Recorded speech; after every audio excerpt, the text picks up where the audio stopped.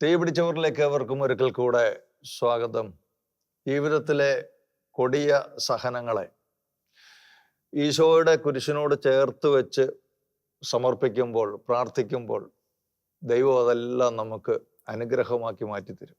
അത് നമ്മുടെ അടുത്ത തലമുറകൾക്ക് പോലും അനുഗ്രഹമായിട്ട് മാറുക തന്നെ ചെയ്യും.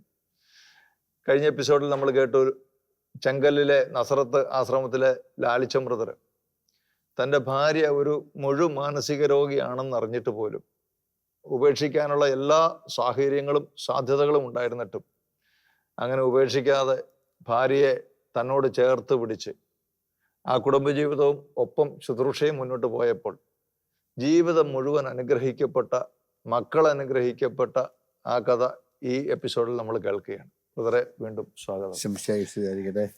ഈ കുടുംബജീവിതത്തിലെ തീവ്രമായ ചില അനുഭവങ്ങളാണ് കഴിഞ്ഞ എപ്പിസോഡിൽ നമ്മൾ പങ്കുവച്ചത്.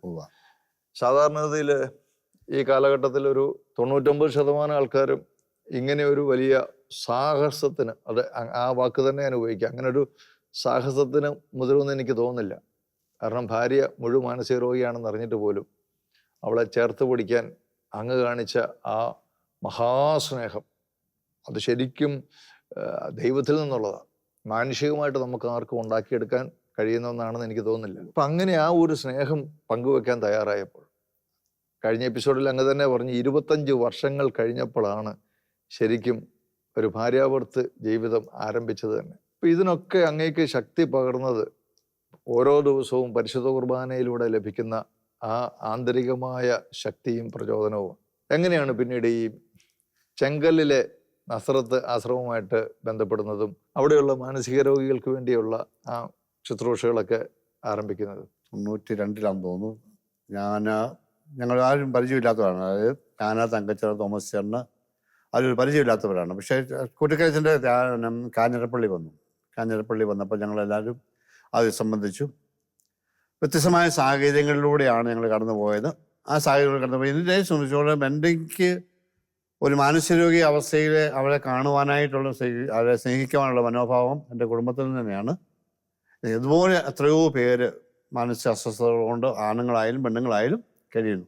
അവരെ സ്നേഹിക്കുക, അവരെ സ്നേഹവും കൊടുത്തിട്ട് അവരെ ആ രോഗത്തിൽ നിന്ന് വിമുക്തമാക്കുക, എടുക്കുക. അതായത് ക്രിസ്തുവിൻ്റെ സ്നേഹം, എൻ്റെ ഹൃദയത്തിൽ നിറഞ്ഞ ക്രിസ്തുവിൻ്റെ സ്നേഹം അവരിലേക്ക് പകർന്നെങ്കിൽ മാത്രം, സ്നേഹം കൊടുത്തെങ്കിൽ മാത്രമേ ഒരു മാനസികരോഗിയെ നമുക്ക് നേടിയെടുക്കാനായിട്ട് പറ്റത്തുള്ളൂ. അപ്പം അങ്ങനെയായപ്പോൾ അച്ഛൻ്റെ ശുശ്രൂഷയിലൂടെ എനിക്ക് വന്ന് കണ്ടപ്പോൾ എനിക്കത് വലിയ അനുഭവമായിട്ട് തോന്നി. അങ്ങനെയാണ് ചെങ്കൽ ആദ്യം ദീപിക SH ഗവൺമെൻറ്, അതായത് ദീപികാനെ SH ഗവൺമെൻറ് സിസ്റ്റേഴ്സിലൂടെയായിരുന്നു ചെങ്കൽ മഠത്തിലായിരുന്നു. അവിടെ ഉണ്ട് ആണുങ്ങളുണ്ടായിരുന്നു, പെണ്ണുങ്ങളും ഉണ്ടായിരുന്നു. അപ്പോൾ മാനസികരോഗി അവിടെ കടത്താൻ ബുദ്ധിമുട്ടുള്ള കാലഘട്ടങ്ങൾ വന്നു കഴിഞ്ഞപ്പോഴത്തേക്ക്, അതായത് സിസ്റ്റേഴ്സ് തിരുവനന്തപുരത്തെ സിസ്റ്റേഴ്സ് അവർ എളംകുളത്തിൽ പോകാനായിട്ട് തീരുമാനിച്ചു.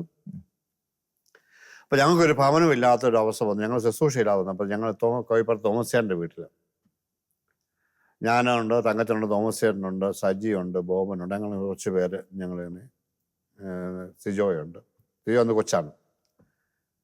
തോമസ് ചേട്ടൻ്റെ വീട്ടിലെ മേശപ്പുറത്തിരുന്നു കൊണ്ട് ഞങ്ങളിങ്ങനെ കരഞ്ഞു പ്രാർത്ഥിച്ചു, കർത്താവ് ഞങ്ങൾക്കൊരു ശുശ്രൂഷാലയങ്ങൾ ഞങ്ങൾക്ക് തുറന്നു തരണം.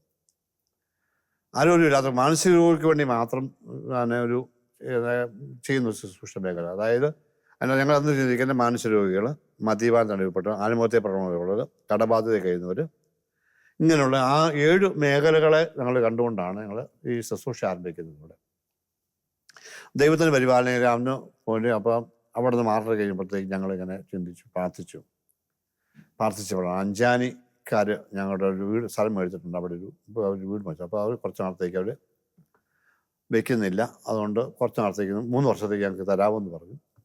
അങ്ങനെയാണ് കുട്ടിക്കലച്ചനിലൂടെ ഞങ്ങൾ ആ വീട് വാടകയ്ക്കാന്ന് പറയാൻ വാടക മേടിച്ചിട്ടില്ല. അഞ്ചാനിക്ക് അവരോടെയാണ് ഞങ്ങളുടെ ആകാശപ്പുറയുടെ ചെങ്കൽ നസത്താശ്രമം ആരംഭിക്കപ്പെടുന്നത്. തുടങ്ങുമ്പോൾ എത്ര പേരുണ്ടായിരുന്നു അവിടെ? തുടങ്ങുമ്പോൾ ഞങ്ങൾ 15 പേരാണ്. 15 പേർ കൂടിയാണ് തുടങ്ങിയത്. ഞങ്ങൾ ശുശ്രൂഷ അന്ന് 6 പേരുണ്ടായിരുന്നു. ഞങ്ങൾ 6 പേരുണ്ടായിരുന്നു. ഇത് ശരിക്കും SH സിസ്റ്റേഴ്സിന്റെ ആഭിമുഖ്യത്തിലായിരുന്നു ഇത് ആരംഭിച്ചത്. SHന്റെ ആ കോൺവെന്റിലാണ് ആദ്യം ആരംഭിച്ചത്. അവിടെയായിരുന്നു, തിരുവനന്തപുരത്ത്. അവിടെയാണ് ഞങ്ങൾ ആരംഭിച്ചത്. അവിടെയാണ് അവർ ഞങ്ങൾ ഒന്നിച്ചാണ് തുടങ്ങിയത്. അപ്പോൾ അവിടെ ആണുങ്ങളെ നോക്കാൻ പറ്റാത്തൊരവസ്ഥ വന്നതുകൊണ്ട് അവരും ആണുങ്ങളെ കൊണ്ട് അങ്ങോട്ട് ചെങ്ങളത്തിന് പോയി. ഇപ്പോൾ മനുഷ്യരെ നോക്കാൻ പറ്റുമോ അല്ല എന്നൊരു അവസ്ഥ വന്നപ്പോൾ അവർ ചെങ്ങളത്തിന് പോയി കഴിയുമ്പോഴത്തേക്ക് ഇവിടുത്തെ ബാക്കിയുള്ളവരെ നോക്കണ്ടേ. അപ്പം അങ്ങനെ വന്നു കഴിയുമ്പോഴത്തേക്കാണ് ഞങ്ങളിങ്ങനെ അവസ്ഥ വന്നു. അത് ഉണ്ടാകാൻ ചെറിയ സംഭവം അവിടെ ഉണ്ട്. അതുകൊണ്ടാണ് അവർക്കൊരു ഉൾക്കൊള്ളാൻ പറ്റാത്തൊരവസ്ഥ വന്നുകൊണ്ടാണ് അങ്ങനെ മാറിയത്. എന്നാലും അവരുമായിട്ടുള്ള ബന്ധങ്ങൾ ഞങ്ങൾ ഇന്നും നിലനിർത്തിക്കൊണ്ട് പോകും. SH-ആയിട്ടാണ് ഞങ്ങൾ ആ ബന്ധങ്ങൾ ഇന്നും ഞങ്ങൾ നിലനിർത്തിക്കൊണ്ട് പോകുന്നത്. അങ്ങനെയാണ് ഞങ്ങളവിടെ ചെങ്കലിൽ തന്നെ അഞ്ചാനിക്കാരുടെ വീട് എടുത്ത് അവിടെയാണ് 3 വർഷക്കാലം ഞങ്ങൾ ശുശ്രൂഷ ആരംഭിച്ചു. ഈ മക്കളുമായിട്ട് മുന്നോട്ട് പോകുന്ന കാലഘട്ടങ്ങളൊക്കെ ഒത്തിരി സാമ്പത്തിക ബുദ്ധിമുട്ടും പ്രയാസങ്ങളൊക്കെ ഉണ്ടായിട്ട് ഒരു ദിവസം ഭക്ഷണമില്ലാത്തൊരവസ്ഥ വന്നു. ഈ ആശ്രമം മുന്നോട്ട് പോകണോ വേണ്ടയോ എന്നുള്ളത് തീരുമാനം ഇന്ന് വരെ ഞങ്ങൾ മാത്രം പോയിട്ടില്ല. മുന്നോട്ട് പോകണോ വേണ്ടോ ഇന്ന് തീരുമാനിക്കാമെന്ന് ഞങ്ങൾ തീരുമാനിച്ചു. ഞങ്ങൾ ഒരുമിച്ച് ഭക്ഷണമില്ല, ഉച്ചയ്ക്ക് രാവിലെ കഷ്ടിച്ചുള്ള ഭക്ഷണമുള്ളൂ. എത്ര പേരുണ്ടെന്നപ്പോ? അന്ന് 30 പേര് 35 പേരുണ്ട്. ഇപ്പം ഞാനിപ്പോൾ ഓർക്കാൻ അവൻ പ്രാർത്ഥിച്ചു. ഞങ്ങൾ 3-4 വീടുകളിൽ പോയി ഉച്ചക്കത്തെ ഭക്ഷണം മേടിക്കാൻ വേണ്ടി. പിന്നെ സമ്പാദനം 4 വീട് കണ്ടു കഴിഞ്ഞാൽ പോയതെല്ലാം 50 രൂപ 25 രൂപ അങ്ങനെയൊക്കെ കിട്ടി കഴിയുമ്പോൾ ഇതുകൊണ്ട് ഇത്രയും പേർക്ക് ഭക്ഷണം ഉണ്ടാക്കി കൊടുക്കാൻ പറ്റത്തില്ലോ. അപ്പോൾ ഞങ്ങൾ കൂടെ തോമസേട്ടൻ പറഞ്ഞു, നമുക്ക് ഇത് വേണ്ട, ഈ പരിപാടി വേണ്ട, ഇത് വേണോ വേണ്ടോ എന്ന് ചോദിക്കുന്നത് കർത്താവാണ്. വേണ്ടെങ്കിൽ ഇന്നുകൊണ്ട് ഇത് അവസാനിപ്പിക്കാം. നമുക്ക് പോയി ഒരു ചാപ്പലുണ്ട്, അതൊന്ന് കുരിശ് ദിവാനം വെച്ചിട്ടില്ല, ഒരു ചാപ്പലുണ്ട്, അതിൻ്റെ അത് കുരിശിരിപ്പുണ്ട്, നമുക്ക് അവിടെ പോയി പ്രാർത്ഥിക്കാമെന്ന് പറഞ്ഞു. ഞങ്ങളെല്ലാം കൂടി അവിടെ ചാപ്പലിൻ്റെ അത് കയറിയിരുന്നു, പ്രാർത്ഥിച്ചു.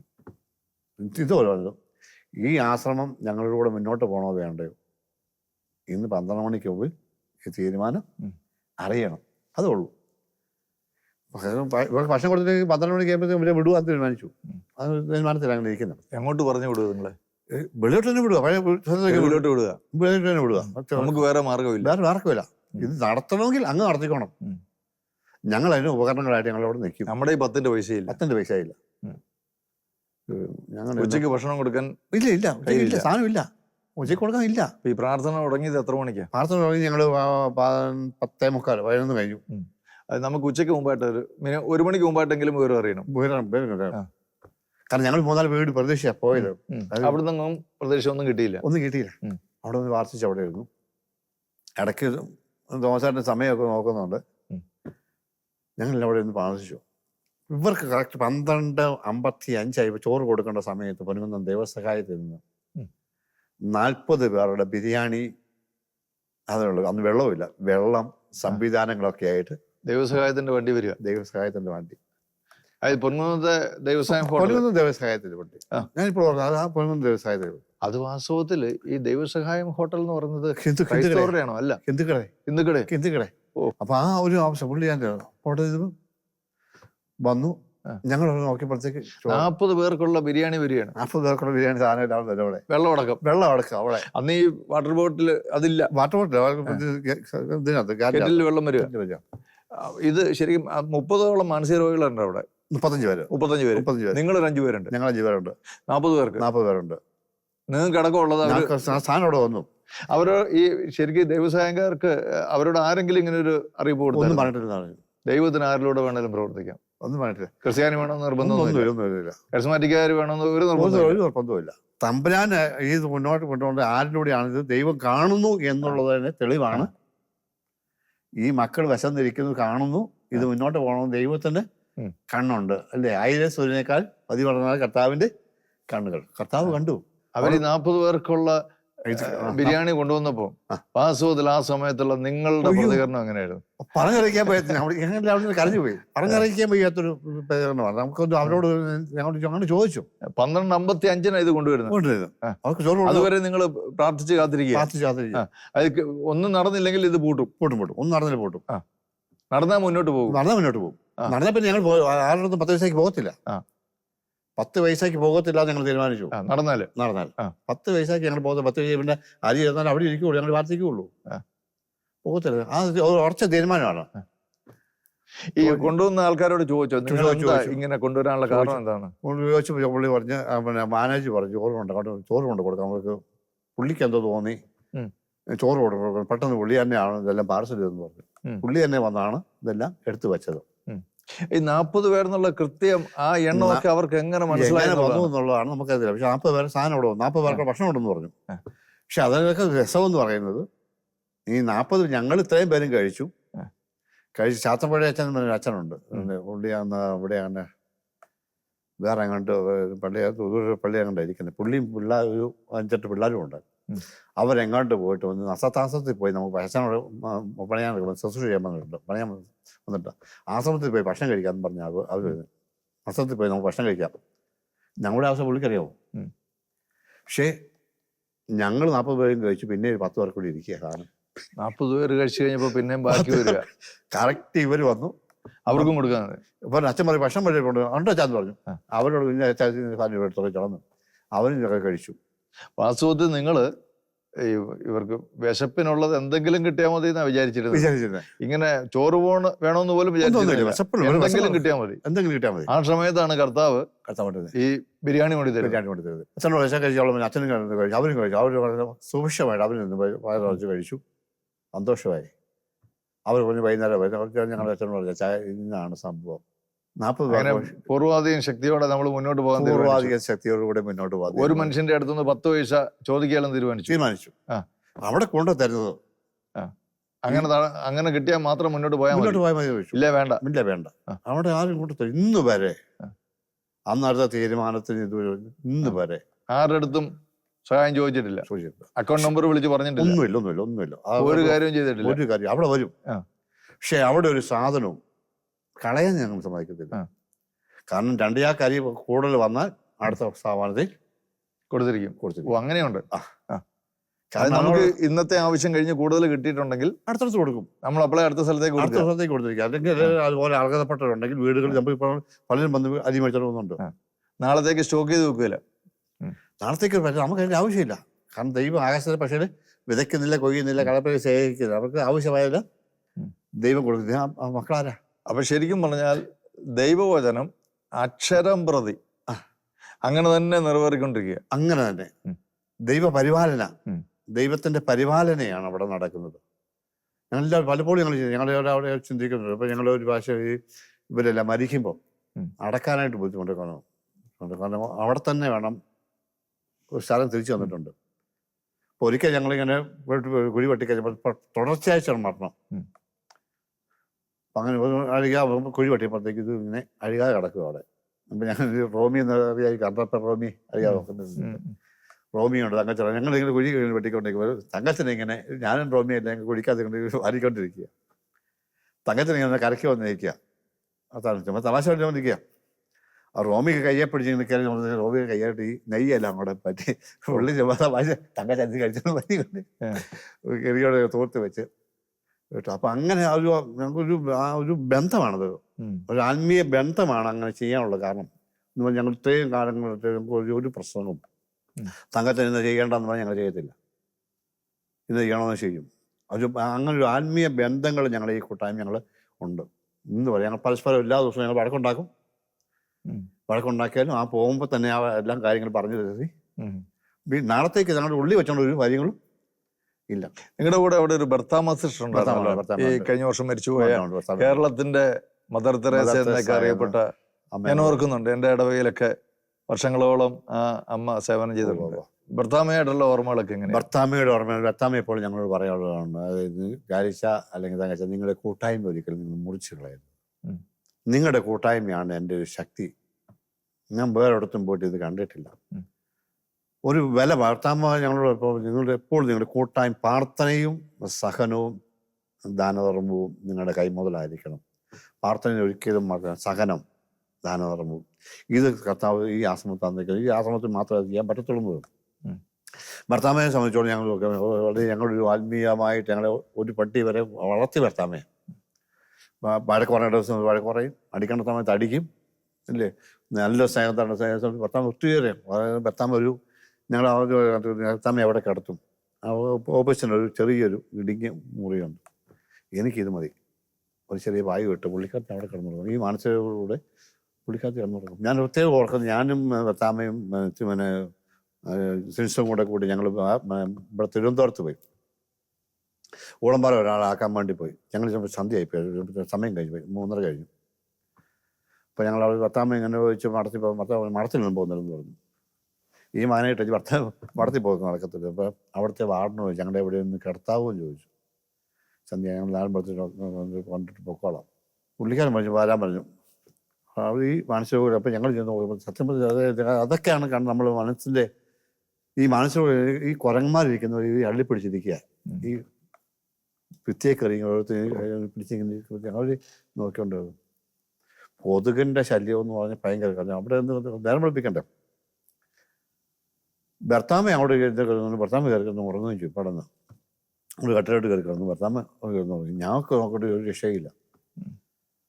കണ്ണടയ്ക്കുമ്പോഴത്തേക്ക് കൊതുകെല്ലാം ഇവിടെ വന്ന് കുത്തുക. കുറച്ച് കഴിഞ്ഞ് ഭർത്താമ്മ നിങ്ങൾ ഉറങ്ങിയില്ല. ഞങ്ങൾ ഉറങ്ങിയില്ലെന്ന് പറഞ്ഞു. ശേഷയില്ലെന്ന് പറഞ്ഞു. അന്നാണ് ഞങ്ങൾ ഭർത്താമ്മയുടെ പ്രാർത്ഥനയുടെ ശക്തിയും ബലവും ഒക്കെ. കഥ ഈ മക്കൾക്ക് കിടന്ന് ഉറങ്ങണമെന്ന് പറഞ്ഞു. കൊതയെ നിങ്ങളെ ഞങ്ങൾ മാറിപ്പോകാൻ പറഞ്ഞു. നിങ്ങൾ മാറിപ്പോവും, ഒരു കിടന്ന് ഉറങ്ങട്ടെ, ഞങ്ങൾ നിങ്ങൾ അവിടെ കിടന്ന് ഉറങ്ങിക്കോളാൻ പറഞ്ഞു.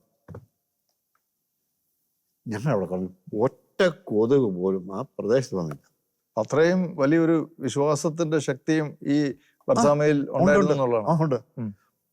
നിങ്ങൾ മാറിപ്പോകും, നിങ്ങൾ മക്കളെ കിടന്ന് ഉറങ്ങണമെന്ന് പറഞ്ഞു. നിങ്ങൾ മാറിപ്പോകും, ഇങ്ങനെ പറഞ്ഞോളൂ. മക്കളെ ഒന്ന് ഉറങ്ങട്ടെ, കൊതേ നിങ്ങൾ എങ്ങോട്ട് മാറിപ്പോകും, നിങ്ങൾക്ക് വേറെ സ്ഥലമുണ്ടല്ലോ. അല്ല ആന്തിക്കാനോ പറിക്കാനോ ഒന്നും പോയില്ല. നിങ്ങൾക്ക് വേറെ സ്ഥലമുണ്ടല്ലോ, അങ്ങനെ പറഞ്ഞോളൂ. അങ്ങനെ പറഞ്ഞോളൂ. ഞങ്ങളുടെ ഉറക്കാൻ ഞങ്ങൾ അവിടെ കിടന്നു. ഞാനും മനസ്സോട് അവിടെ കിടന്നു, സുഖമായിട്ട് കിടക്കുന്നു പറയും. നേരം പഠിത്ത് ഭർത്താവ് ഞങ്ങൾ വിളിച്ചേൽപ്പിച്ചു. അതാണ് ഒരു ത്യാഗമെടുക്കുന്നതോടൊപ്പം തന്നെ തെമ്പരാന് വില കൊടുക്കുമ്പോൾ തമ്പരാൻ നമ്മളെ മാനിക്കും എന്നുള്ളത്. പിറ്റേ ദിവസം അവരെ അഡ്മിറ്റ് ആക്കേജ് വന്നു. ഭർത്താവ് പറഞ്ഞു വേണ്ടായിരുന്നു. തിരിച്ചു വന്നത്തോട്ട് ഭർത്താവ് ഭയങ്കര പ്രശ്നമാണ്. കാരണം ഇതായിട്ട് ഭർത്താവ് പിന്നെ ഭർത്താവ് മനസ്സിൽ കിടക്കുന്നത് ഈ ഞങ്ങൾ അന്ന് രാത്രി കണ്ട സംഭവം ഈ ഇതിങ്ങനെ അള്ളിപ്പിടിച്ച് നിൽക്കുന്നു, മുഖത്തോട് നോക്കി നിൽക്കണം, വെളിച്ചം കാണാതെ. എൻ്റെ അത്ര നമ്മുടെ മകൻ എവിടെ ആ സമയത്ത് എത്തിയാൽ മതിയായിരുന്നു. ഞാൻ കാരണം അത് പോകുന്നത്, ഞാനാണ് നിർബന്ധിച്ച് പിന്നെ കൊണ്ടുപോകണം പറഞ്ഞു. നമ്മൾ സാറിന് മേധാവി പാടി ആക്കിപ്പോയില്ല, ഇനി പറഞ്ഞ കാര്യമല്ലോ.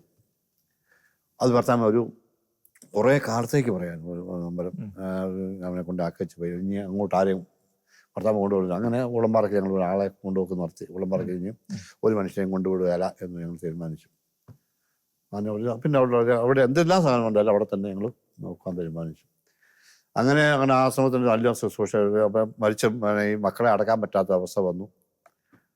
അപ്പം അങ്ങനെ വന്നപ്പോഴത്തേക്ക് ഞങ്ങൾക്കൊരു വലിയ വിഷമം. കൂടെ തമ്പരാണ് വരുന്നത്. അവന് ഞങ്ങൾ ഒന്നിച്ച് പോയിരുന്നു. എല്ലാം ഞാനുണ്ട്, ഭർത്താമ്മയുണ്ട്, തങ്കച്ചനുണ്ട്, തോമസേട്ടനുണ്ട്. തമ്പരാണ് ഞങ്ങൾക്കൊരു ആഗ്രഹമുണ്ട്. ഇങ്ങനെയാണ് പറയുന്നത്. അങ്ങയുടെ മക്കളാണിത്, കൂടെ മരിക്കുന്നു, അടക്കാൻ ഞങ്ങൾക്ക് സ്ഥലമില്ല, ബുദ്ധിമുട്ട്. ഞങ്ങളെല്ലാവരും പള്ളിയിൽ അടക്കാനുള്ള അനുവാദമുണ്ട്, പക്ഷേ ഞങ്ങൾക്ക് അതിന് പ്രത്യേക സംവിധാനങ്ങളില്ല. അത് തീരുമാനം ഉണ്ടാകുന്നത് കഴിഞ്ഞു. അത് കഴിഞ്ഞ് 2 ആഴ്ച കഴിഞ്ഞപ്പോൾ വികാരിച്ചൻ വിളിച്ചു പറഞ്ഞു, നിങ്ങൾക്കൊരു കുറച്ച് സ്ഥലം, ഒരു 10-20 കല്ലറയ്ക്കുള്ള സ്ഥലം നിങ്ങൾക്ക് തരാം. ഇടവക തരാം. തിരിച്ചില്ല ഇടവൊക്കെ പള്ളി കമ്മിറ്റി കൂടിയപ്പോഴത്തേക്ക് പൊതുയോഗം കൂടിയപ്പോൾ അങ്ങനെ അവരുടെ കൂടെ തന്നെ അത് മാറ്റി കഷ്ടപ്പാട് മാറ്റി കിടത്തി വെച്ചാൽ മതി. അപ്പോൾ കുറച്ചുപേർ പറഞ്ഞു അത് ഒന്നിച്ച് തന്നെ കിടന്ന് കുറച്ച് പേർക്ക് വിരോധമുണ്ട്, തിരിച്ചു കൊടുത്തേക്കാൻ പറഞ്ഞു. തിരിച്ചു കൊടുത്താൽ ഞങ്ങളോട് കല്ലറയും വളർന്നോളാൻ പറഞ്ഞു. 10,000 രൂപ ബാങ്കിൽ കിടപ്പുണ്ട്. ഒരാൾ ഇട്ടിരിക്കുന്നത് 10,000 രൂപ ബാങ്ക് പലിശ എടുത്തോണം. 10,000 രൂപ ഇപ്പോഴും അവിടെ കാണണമെന്ന് പറഞ്ഞിട്ടുണ്ട്. അപ്പോൾ കല്ലറ പണിയാൻ രൂപ ആ പഴയ 10,000 ഉള്ളൂ. അപ്പോൾ അതിൻ്റെ പിന്നെ എടുക്കണ്ടെന്ന് പറഞ്ഞു. ഭർത്താവ് പറഞ്ഞു ആ കാശ് എടുക്കാൻ പറഞ്ഞു. ഭർത്താവ് വെച്ചു ആ കാശ് എടുക്കുക, നിങ്ങൾ തുടങ്ങാൻ പറഞ്ഞു. അപ്പം ആ 10,000 രൂപ എടുത്ത് JCB കൊണ്ടുവന്നു. അത് തുടങ്ങി കല്ലറ പണി തുടങ്ങി. ഓരോ ദിവസവും തോറും കല്ലറ പണിക്ക് അതിന് ആവശ്യമായ പൈസ വന്നുകൊണ്ടിരിക്കുക. അപ്പം 40 കല്ലറ പണിതു. അതായത് 4 പേരെ അടക്കാവുന്ന രീതിയിൽ 40 കല്ലറ, അതായത് 10 കല്ലറ പണിതു. അപ്പോൾ 4 പേരെ ഒരു കല്ലറയ്ക്കകത്ത് 4 പേരെ അടക്കാവുന്ന പറഞ്ഞൊരു സ്ലാബ് വെക്കുന്നു. ചോദിച്ചു ഈ കല്ലറ പണിത് തീർന്നു, എല്ലാം ഫിനിഷായി, വെഞ്ചരിപ്പും കഴിഞ്ഞു. 10,000 രൂപ വാങ്ങി ഡിപ്പോസിറ്റ് അപ്പോഴും കിടപ്പുണ്ട്. അതെ വെള്ളത്തിലെ ഉറവയുടെ കാര്യം പറഞ്ഞ പോലെ അവസാനം ഒരു ബക്കറ്റ് വെള്ളം കാണും, നമ്മളത് അവിടെ ഇട്ടേക്കുക. പക്ഷെ അതും കൂടെ കോരിയെടുത്താലും പിന്നെയും അവിടെ വന്ന് കിടക്കും പിന്നെ കിടക്കും എന്ന് പറഞ്ഞതുപോലെ ആ 10,000 അവിടെ വന്നു കിടക്കും. ഈ പണിയെല്ലാം തീർന്നു കഴിഞ്ഞപ്പോഴും എല്ലാം പിന്നെ അക്കൗണ്ടിൽ 10,000 രൂപ വന്ന് കിടന്നു. 10,000 രൂപ വന്നു ഇതുണ്ടോ നമ്മൾ പൈസ എടുത്തോ? ഇല്ലല്ലോ. ചീട്ടി ഈ 10,000 രൂപ തുടങ്ങാനാണ് പറഞ്ഞിരിക്കുന്നത്. നിങ്ങൾ ശരിക്കും ഈ ഭർത്താമ്മയില് എനിക്ക് കുറെ വർഷങ്ങളുടെ പരിചയമുണ്ട് അമ്മേ. ആകെപ്പാടെ ഒരു 30 കിലോ കഷ്ടിച്ചു അല്ലേ? അത്രേ ഉള്ളൂ തൂക്കം. ഭക്ഷണമില്ല അല്ലല്ലോ, ഒറ്റ നേരം ഭക്ഷണമേ ഉള്ളൂ. അത് വല്ലപ്പോ അപാരമായ ഒരു വിശ്വാസത്തിന്റെ ശക്തി അവരിൽ ഉണ്ടായിരുന്നു എന്നുള്ളതാണ്. ഈ അക്ഷരാർത്ഥത്തില് ഈ ഈ ഭർത്താമ്മയൊക്കെ ഒരു വിശുദ്ധയാണ്. ഭർത്താമ്മ, ഹിസ്സോറമ്മയൊക്കെ ഞങ്ങളുടെ ഒരു ആത്മീയ ബലമായിട്ട് ഹിസ്സോറമ്മയൊക്കെ മരിച്ചുപോയി. ഞങ്ങളെ ചേർത്ത് നിർത്തുന്ന ഒരു അത്ര വലിയൊരു ആത്മീയ ബന്ധങ്ങൾ ഞങ്ങൾക്ക് SH കോൺവെന്റുമായിട്ടുണ്ട്, ഹൃദയമായിട്ടുണ്ട്.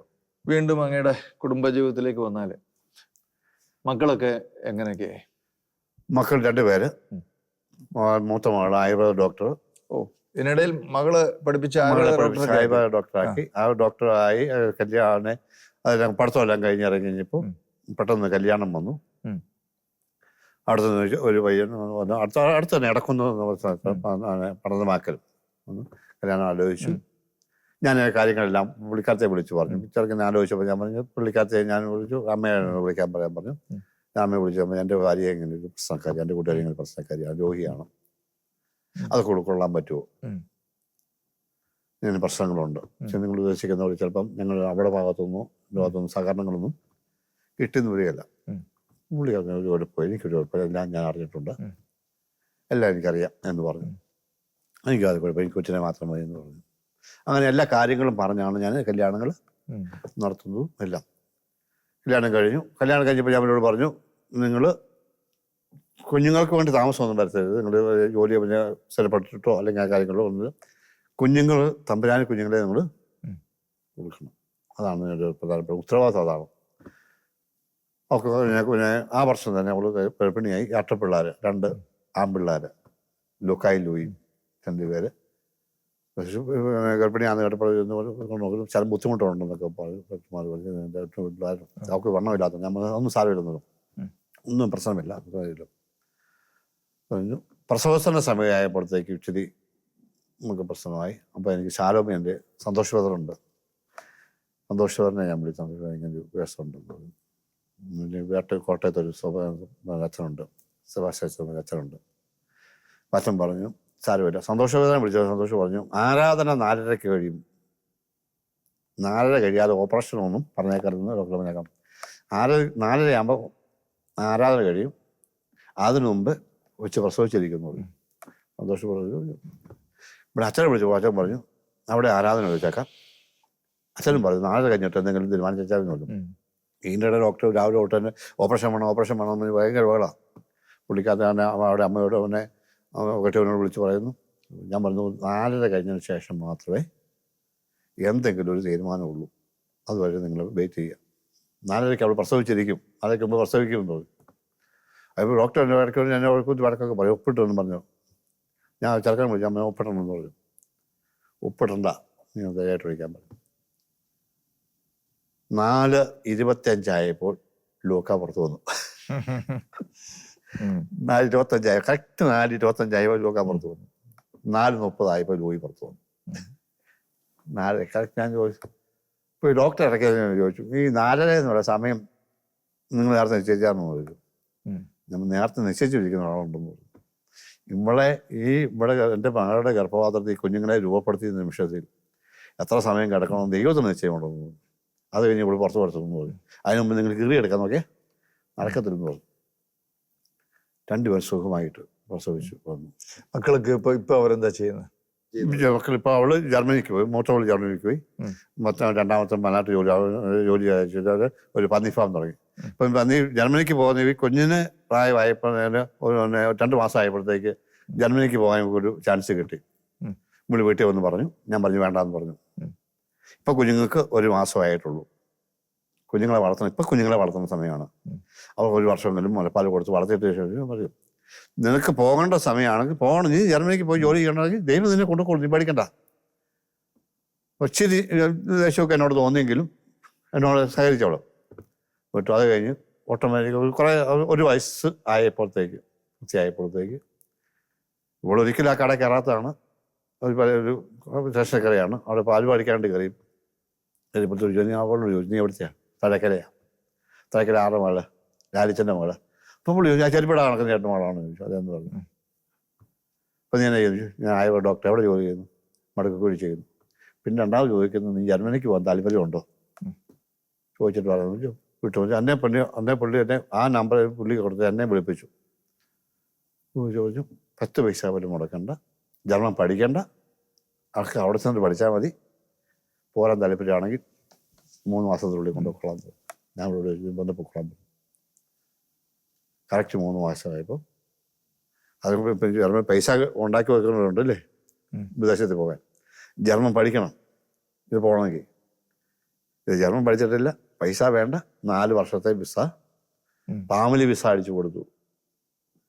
ഇപ്പം അന്ന് 285 3 ലക്ഷം രൂപ അടുത്ത് ശമ്പളം അതോടുകൂടി പോയി. അതായത് എല്ലാം കഴിഞ്ഞിട്ട് അവർ ഒരു 2-2.5 ലക്ഷം രൂപ അവിടെ കൈ കിട്ടത്തക്ക രീതിയിലുള്ള സംവിധാനം ദൈവം അവർ ചെയ്തു വെച്ചു. അപ്പം നമ്മൾ ചെയ്യുന്ന പ്രവർത്തികൾക്ക് ദൈവം നമുക്കുടെ കുഞ്ഞുങ്ങളിലേക്ക് അനുഗ്രഹങ്ങളെ കൊടുക്കും. നമ്മളൊന്നും സമ്പാദിച്ചു വെക്കണ്ട. ഇന്നത്തെ കാലത്ത് നമ്മൾ അനുഗ്രഹത്തിന് ഓടുക അല്ലേ? ധ്യാനമന്ദിരങ്ങൾ മാറി, പല അച്ഛന്മാരെ മാറി കണ്ടുകൊണ്ട് എവിടെ പോയാലാണ് അനുഗ്രഹം കിട്ടുക എന്ന് അന്വേഷിച്ച് നടക്കുക. പക്ഷെ അനുഗ്രഹം നമ്മുടെ പടിവാതിൽ ഉണ്ട്, പക്ഷെ നമ്മളിത് കണ്ടെത്തുന്നില്ല. കാരണം നമ്മൾ ചെയ്യേണ്ട ആ ഏൽപ്പിച്ചിരിക്കുന്ന ശുശ്രൂഷ വിശ്വസ്തയോടും സ്നേഹത്തോടും സമർപ്പണത്തോടും ചെയ്താൽ അനുഗ്രഹം നമ്മളെ തേടി വരും. അവിടുത്തെ നന്മയും കരുണയും ജീവിതകാലം മുഴുവൻ ഞാൻ അനുഭവിക്കും, എന്നെ പിന്തുടരും. അതാണ് ഒരു വലിയ ഇപ്പം ഞാൻ പറഞ്ഞു നമ്മളാ ചെയ്തു. അപ്പോൾ അവളെന്നെ അതിശയം ചോദിച്ചു, എന്നോട് പറഞ്ഞു ചോദിച്ചാൽ ഇത് എങ്ങനെ കൊച്ചു പോയി? പലരും പറഞ്ഞു ഇത് ഭയങ്കര അത്ഭുതമാണെന്ന്. ഞാനൊന്നും ചെയ്തിട്ടില്ല. നമ്മളെ വിടണമെന്ന് ആഗ്രഹം. ജർമ്മൻ പഠിച്ചിട്ടില്ല, പൈസ ഇല്ല കയ്യിൽ പോകാനായിട്ട്. ഇതെല്ലാം ട്രെയിൻ ടിക്കറ്റ് വരെ അവരെടുത്ത് കൊടുത്തു, എല്ലാ സംവിധാനവും ചെയ്ത് കൊടുത്തുകൊണ്ട് ശമ്പളത്തോടുകൂടി ചെയ്തു. ശരിക്കും ലാലിച്ചൻ ബ്രദറിന്റെ ഈ ജീവിതാനുഭവങ്ങൾ കർത്താവിന്റെ വചനത്തെ വീണ്ടും ഉറപ്പിക്കുകയാണ്. നിങ്ങൾ ദൈവത്തിന്റെ രാജ്യവും നീതിയും ആദ്യമേ അന്വേഷിക്കുക, അപ്പോൾ ബാക്കിയെല്ലാം നിങ്ങൾക്ക് കൂട്ടിച്ചേർക്കപ്പെടും. ജീവിതത്തിലുണ്ടായ കഠോരമായ വേദനകള്, ആ സഹനങ്ങളൊക്കെ കർത്താവിന്റെ ക്രൂശിനോട് ചേർത്തപ്പോൾ നോക്കുക, അത് നിങ്ങൾക്ക് അനുഗ്രഹമായെന്ന് മാത്രമല്ല, നിങ്ങളുടെ അടുത്ത തലമുറയ്ക്ക് അനുഗ്രഹമായി തീരുക. ഇത് ശരിക്കും ഈ കാലഘട്ടത്തിന് വേണ്ട ഒരു ദൂതാണ്. നമ്മുടെ പ്രയാസങ്ങളുണ്ട്, കഷ്ടതകളുണ്ട്, കുടുംബജീവിതത്തിൽ പ്രശ്നങ്ങളുണ്ട്, ഫിനാൻഷ്യൽ സ്ട്രഗിളുകളുണ്ട്, രോഗങ്ങളുണ്ട്. പക്ഷെ ഒരു കാര്യം ഉറപ്പാണ്, ഇതിനെല്ലാം നമ്മുടെ കർത്താവിൽ പരിഹാരമുണ്ട് എന്ന് മാത്രമല്ല, അതിനെല്ലാം അനുഗ്രഹമാക്കി മാറ്റുന്ന ഒരു വലിയ പദ്ധതിയും കർത്താവിനുണ്ട്. അതുകൊണ്ട് ആരും വാസ്തവത്തിൽ ഈ നമ്മളിങ്ങനെ ഒരു പാട്ട് പാടാറില്ലേ, നിരാശപ്പെടാൻ കാര്യം 10 ഉണ്ടെങ്കിൽ ആനന്ദിക്കാൻ 1000 കാര്യങ്ങളുണ്ട്. ഉറപ്പായിട്ട് നമുക്ക് പറയാം, കർത്താവിൻ്റെ കൂടെ ചേർന്ന് നടന്നാൽ ജീവിതം ഒരിക്കലും ഒരു നഷ്ടമായിട്ട് അവസാനിക്കത്തില്ല. നമ്മുടെ പ്രേക്ഷകർ ലാലിച്ചൻ ബ്രദറിന്റെ ഈ അനുഭവങ്ങൾ കേൾക്കുമ്പോൾ മനസ്സിലാക്കണം, കർത്താവിൻ്റെ കൂടെ ചേർന്ന് നടന്നു ജീവിതം ഒരിക്കലും ഒരു നാശമായി, തകർച്ചയായി ഒരിക്കലും അവസാനിക്കത്തില്ല. മാത്രമല്ല, നമ്മുടെ മക്കള്, നമ്മുടെ തലമുറകള് ദൈവത്താൽ അനുഗ്രഹിക്കപ്പെട്ട തലമുറയെന്ന് വിളിക്കപ്പെടും. ലാലിച്ചൻ ബ്രദറിന്റെ ജീവിതം അതിൻ്റെ ഏറ്റവും ഉത്തമമായ ഉദാഹരണമാണ്. നമുക്ക് അദ്ദേഹത്തിന്റെ ശുശ്രൂഷകൾക്ക് വേണ്ടി, പ്രത്യേകിച്ച് ചെങ്കലിലെ, അതായത് കാഞ്ഞിരപ്പള്ളി രൂപതയിലെ ചെങ്കൽ നസ്രത്ത് ആശ്രമം, അവിടുത്തെ ശുശ്രൂഷകൾക്ക് വേണ്ടി, അവിടെയുള്ള അന്തേവാസികൾക്ക് വേണ്ടി, ബ്രദറിന്റെ സഹ ശുശ്രൂഷകർക്ക് വേണ്ടി ഒക്കെ നമുക്ക് പ്രാർത്ഥിക്കാം. അടുത്ത ആഴ്ചയിൽ നമുക്ക് മറ്റൊരു തീപിടിച്ച വ്യക്തിത്വവുമായി നമുക്ക് കണ്ടുമുട്ടാം. അതുവരെ കർത്താവ് തന്റെ കൃപയിൽ നമ്മെ എല്ലാവരെയും സൂക്ഷിക്കട്ടെ.